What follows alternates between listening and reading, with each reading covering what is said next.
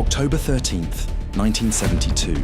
A routine flight carrying 45 young people to a rugby match becomes one of history's most horrific ordeals. Trapped at 12,000 feet in the frozen Andes, they face a nightmare that would break most human beings. By the time rescue arrives 72 days later, 29 are dead, and the 16 survivors have done something that will haunt them forever. You're watching Darkives, where we uncover the darkest chapters in human history. The tragedies that reveal what we're truly capable of when hope dies and desperation takes over. If you're new here, hit that subscribe button, because today's story exposes one of the most disturbing survival tales ever documented. This is the story of the Andes flight disaster and the unspeakable acts that followed. 18-year-old Carlitos Paez was living the privileged life of a spoiled rich kid. His father was a famous painter. He had breakfast brought to his bed every morning, and he'd never spent a day outside his comfortable bubble. I was a spoiled boy, he would later admit. I wasn't even a Boy Scout, so I knew nothing about life. But on October 12th, 1972, that sheltered existence was about to end forever. Carlitos was part of Uruguay's Old Christians Club rugby team, heading to Chile for exhibition matches. The chartered Fairchild aircraft carried 45 passengers, young men from privileged families, along with some of their relatives and friends. 22-year-old Nando Parado had brought his mother and younger sister Susie on what he thought would be a wonderful family adventure. 19-year-old Roberto Canessa, a first-year medical student, was eager for the trip and the chance to play rugby in a foreign country. But bad weather forced them to spend the night in Mendoza, Argentina. The pilots were under pressure. Legally, they couldn't keep the plane grounded for more than 24 hours. So on Friday the 13th, they took off into conditions that should have kept them on the ground. Co-pilot Dante Lagurara made a fatal mistake. Thinking they had passed the town of Curacao when they were actually still deep in the mountains, he began descending too early. When they broke through the clouds and saw the peaks rushing toward them, it was too late. Carlitos remembers the moment vividly. We felt a giant air pocket that dropped us 600 meters instantly. With that unconsciousness of youth, we shouted "Olé," like we were at a bullfight. Then came a second air pocket and we shouted "Olé" again. But now the sensation was fear. Fear became panic. The plane slammed into a ridge at 12,000 feet. The impact tore off both wings and the tail. Carlitos watched in terror as the front section flew away like a rocket, while their broken fuselage slid down the mountain like a massive sled. When I felt the impact, I started to pray, Carlitos recalled. As a Catholic, I decided to say the Lord's Prayer. But when I started, I thought it was too long. I wouldn't finish it, and wouldn't be right with God. So I started praying a Hail Mary instead. I began the prayer when the plane crashed, and finished it when the fuselage finally stopped. When the sliding finally ended, Carlitos found himself trapped among twisted metal and scattered bodies. 12 people had died instantly, including some of his closest friends. 5 more would die from their injuries within 24 hours. The brutal cold hit them immediately. They were at 12,000 feet above sea level, where nighttime temperatures dropped to 40 degrees below zero.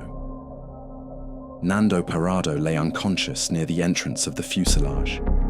His friends thought he was dead and placed his body with the other corpses.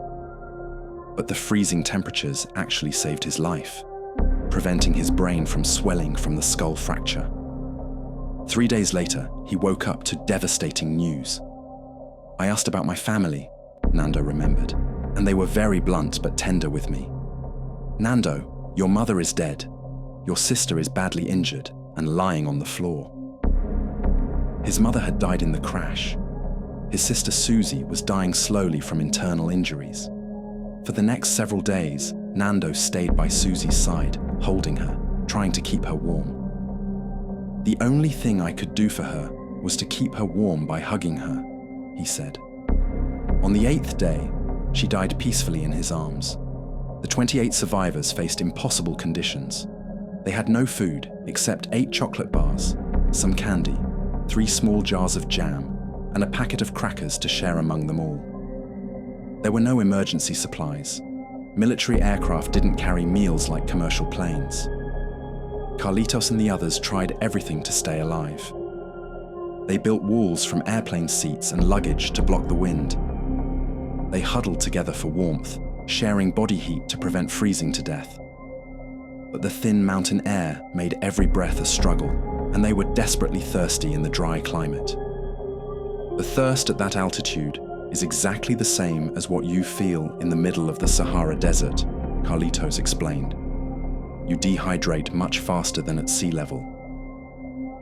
They ate snow, not knowing it was making them colder and stealing precious energy from their bodies. On the 4th day, rescue planes flew overhead. The survivors were ecstatic, certain they'd been spotted. They shouted and waved, convinced help was coming. Carlitos and Roberto Canessa even shared half a bottle of whiskey in celebration. But the white fuselage was invisible against the snow, and the planes were searching in the wrong area anyway. Meanwhile, Carlitos' father, Carlos Paez Villaro, had rushed to Chile and convinced the rescue commander to let him join the search flights. Day after day, he scoured the mountains from the air, desperate to find his son, but the vastness of the Andes made finding anything nearly impossible. By day 10, their tiny food supply was gone. Carlitos remembered making his last chocolate-covered peanut last for 3 days. It was then that someone turned on their small transistor radio and heard the news that crushed their spirits. The search had been called off. Authorities assumed no one could survive in such conditions and would only look for bodies when the snow melted. The moment I heard they called off the search, Nando said, I knew we were going to die there. No food, no water, no rescue. We were trapped. I told myself that rather than dying slowly here, I would prefer to die fighting. That's when hunger became something far worse than anything they'd ever experienced. The hunger we have now, wanting to go to lunch, is different, Carlitos explained. When several days pass, and the only thing you feel is pain in your stomach, and you know that if you don't eat you'll die, it's more reasoned. You lose that sensation of wanting a sandwich. It's horrible, the stomach pain of eating absolutely nothing. It was then that the unthinkable was first spoken aloud. Carlitos was talking to Nando about their empty food storage when Nando said quietly, Carlitos, I'm going to eat the pilot. It was a natural comment, Carlitos realized, because he had lost his mother and sister in the accident.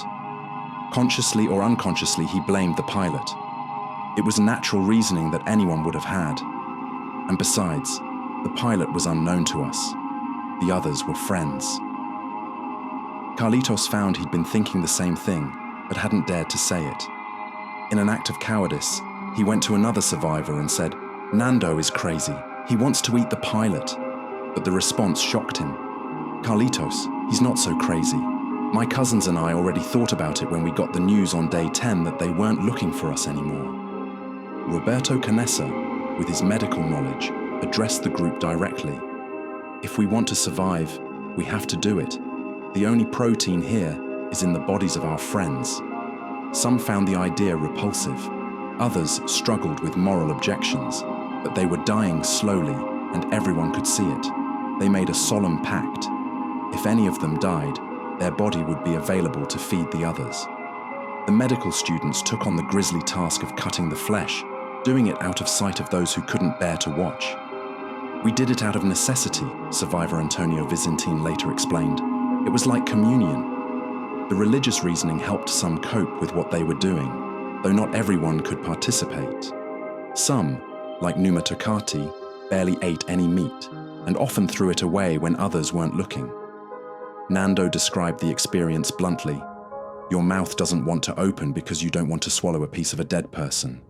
But then I thought of my mother, who told me that if one of her sons died, she couldn't make it in life. So I said, to not give up, I have to eat this piece. I just swallowed it, and nothing happened. The taste is like raw meat from a cow or whatever.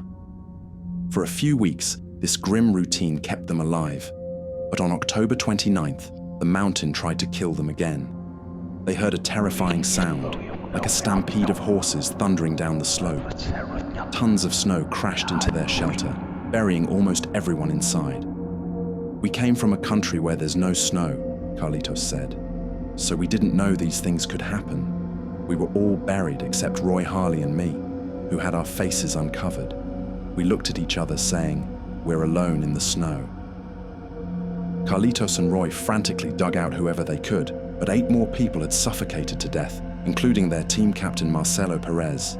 For 3 days they remained buried under the snow, trapped in their frozen tomb. "We spent 3 days buried," Carlitos remembered. That was October 29th. October 30th was Numa Tokati's birthday, and with my sense of humor, I said, "Gentlemen, today is Numa's birthday." They said, "Carlitos, what do you intend to celebrate?" I said, "As long as we're alive, it's worth it." October 31st was Carlitos' own birthday. He turned 19 years old at 12,000 feet, buried under an avalanche. November 1st was his father's birthday back in Montevideo, which motivated him and Roy to remove the pilot's cabin window and climb onto the roof of the plane.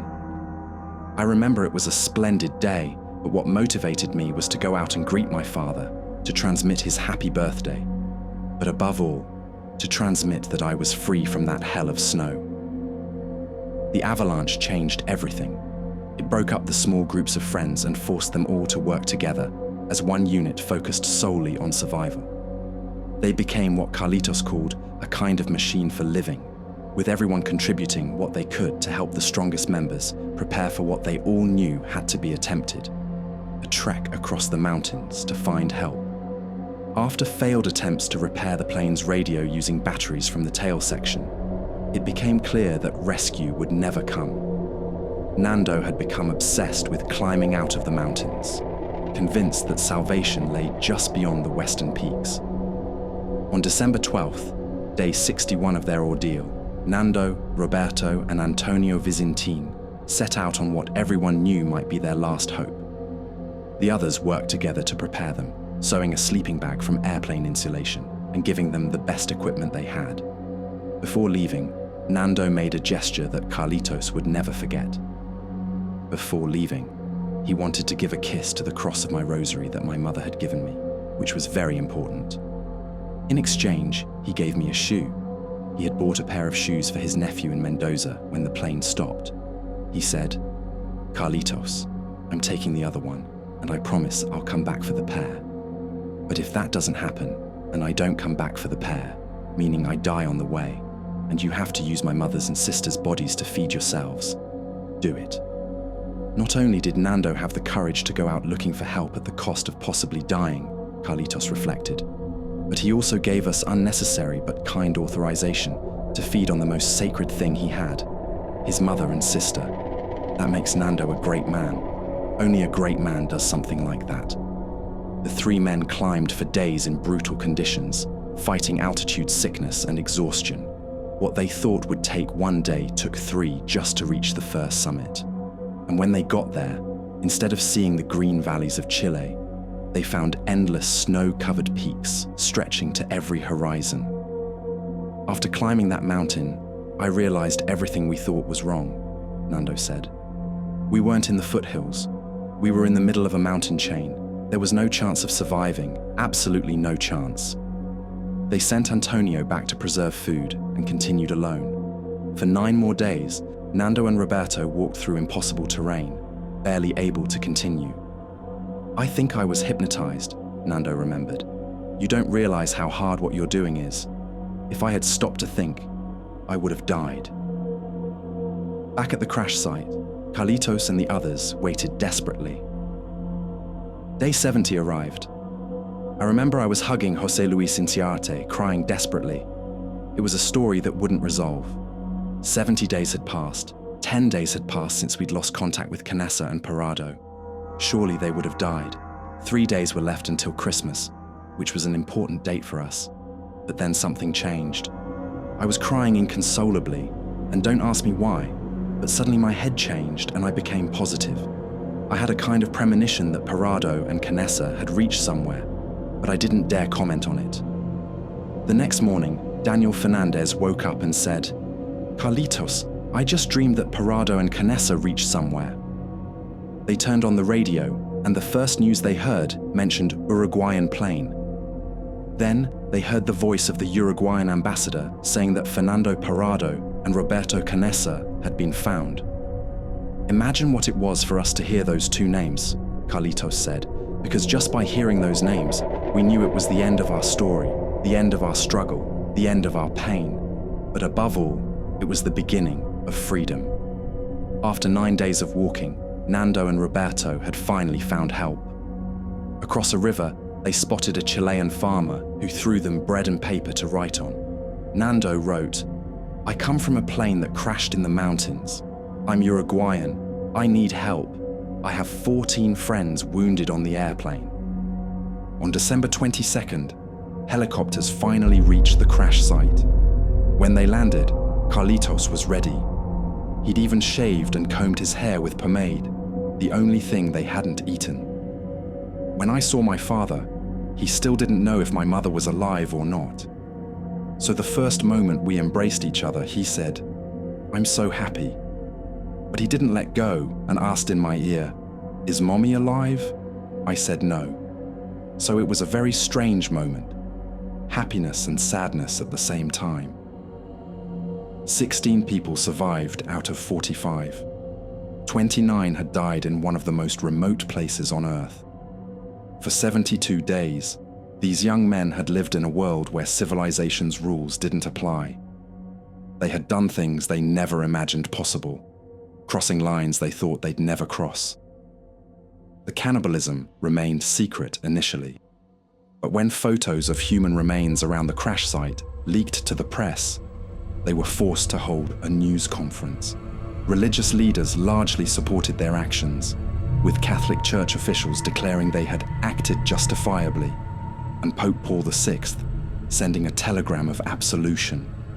Years later, the survivors still gather every December 22nd to remember those who didn't make it and celebrate their rescue. In 2022, on the 50th anniversary, they photographed 147 people, all the children and grandchildren who exist because 16 young men refused to give up in the Andes. Carlitos, now in his 70s, reflects on the experience. It's a story of ordinary people, because that's what our story has. It's an extraordinary story protagonized by ordinary people. Anyone who is here filming or interviewing could have been part of the story. It's not a merit of mine, it's a merit of the human being who has that capacity to evolve and transform to get ahead. Nando, who went on to become a successful businessman and race car driver, learned to appreciate every moment. Maybe this experience has allowed me to enjoy things I never enjoyed before. I enjoy the present. The past is past, the future isn't here yet. And so I enjoy the present very much because I sincerely believe I don't know what's going to happen tomorrow. The Andes survivors crossed the most sacred line in human civilization and lived to tell about it. Their story haunts us because it forces us to confront an uncomfortable truth. When everything we know is stripped away, when death seems certain, we're all capable of doing the unthinkable to see another sunrise. What do you think? Could you have made the same choice? How far would you go to survive? Let me know your thoughts in the comments.